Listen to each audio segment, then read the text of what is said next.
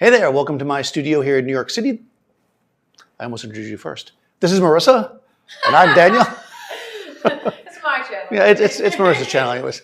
And in this video, I'm going to quickly go over some of the, I almost fell over. Oh. You see that? I almost fell over. What happened there? I'm going to go over some of Drinking on the it's the end of the day. I'm going to go over some of the common lighting positions, right? Because people are always like, is that, or whatever, and you know, I'm going to give you kind of an idea of what they are and what you might call them. Honestly, put the light wherever it looks best is my philosophy with all this, but at the same time, it can sometimes help if somebody's requesting something to have an idea of what it is. So we'll go over some of the most common ones, and if there's other ones I didn't go over, let me know in the comments. Let me know how my Rembrandt is not correct in the comments as well. Thank you. Okay, so this first one is called split lighting. It basically means that one side of the face is going to be lit, the other isn't. You put the light on one side. By the way, I'm using a beauty dish with the grid just so I have more control over where the light falls. If I were to throw a softbox up and light exactly the same way, it would still be split lighting, but what we might get is a more gentle transition to the shadows, so it won't be as extreme. So I'm using this purposefully to make an extreme example. So this is, again, lit from one side. Doesn't matter which side you use, this would be split lighting. I mean, you can actually see, even with this, is a little bit of light coming around to the side there. But basically, lighting from one side, lighting up one half of the face, split lighting.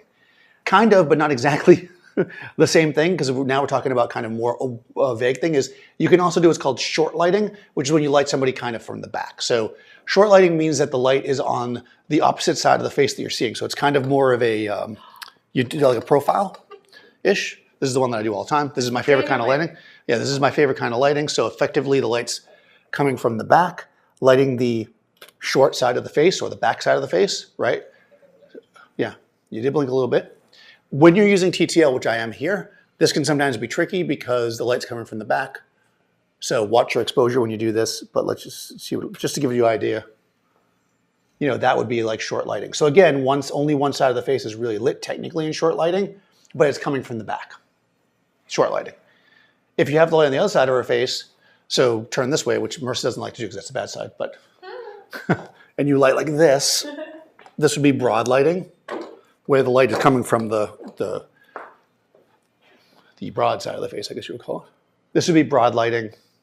Depending on the person that you're shooting, you know, the short or the broad can work.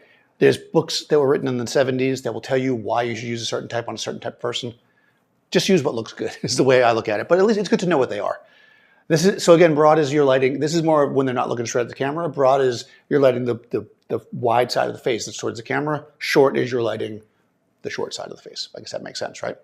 Keeping the light more or less where we have it, but having her look at me straight on. Now we're getting into more like kind of a Rembrandt type of thing, right? So you're going like 45 degrees. I'll put the modeling light on here so we can see a little better. We're going roughly 45 degrees. We're going to raise it up a little bit. Now technically to get a Rembrandt light, you're supposed to get that little triangle of light, which can be tricky to nail. But generally speaking, just this kind of lighting from this direction falls into that Rembrandt category. If you don't nail the exact triangle, it's not the end of the world. It still has the general vibe going on. Yeah, that's a little closer. It's not perfect. You basically want that triangle. Yeah, mostly anything that's in that general vicinity falls into the Rembrandt style, but that's basically that style. More common for me, I use what's often called butterfly lighting, which is when the light source is centered on the camera. You know how when you got a flash on top of your camera and people are like, oh, that's the worst place to put the flash? It's not because it's in the center, it's because it's too low. What you want is up high and centered, and that's how most beauty light is done.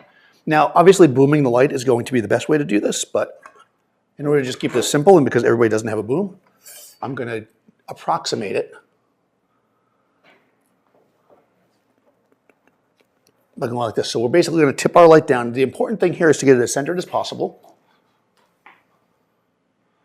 Yeah, that looks pretty good. And again, bam. And the reason why this one is called butterfly lighting is because you get this little butterfly under the nose. Aww. This is your typical beauty lighting. Again, a butterfly like that, nice and simple. Oh yeah, clamshell light. So a clamshell lighting is basically just using two lights, right? So, or in this case, we could use a reflector, right? to bring light up from underneath. So typically clamshell lighting, when most people think of it, is a butterfly light with a fill from underneath. That's basically what clamshell is. But as far as your positioning, let me know in the comments. There's other ones I know, but these are the most common. You got split lighting. It's basically split down the face. You've got Rembrandt, where you get the triangle. You've got your butterfly, which is kind of your beauty light. What do you use on most people? I think the 45-degree kind of Rembrandt-y kind of vibe is the most common kind of standard portrait light. Like I said, for beauty, I like a butterfly. Split is very specific and is used less often. So you might use that in some kind of really moody shot or a special effect, but generally you're not going to see that as often. And the short and broad is kind of comes down to what you like. In any case, what I like is for you to follow Marissa, and I'm working on my transitions, and I will put her information in the description. Go ahead and subscribe to the channel, ring the bell so you get notifications, and I'll see you next time.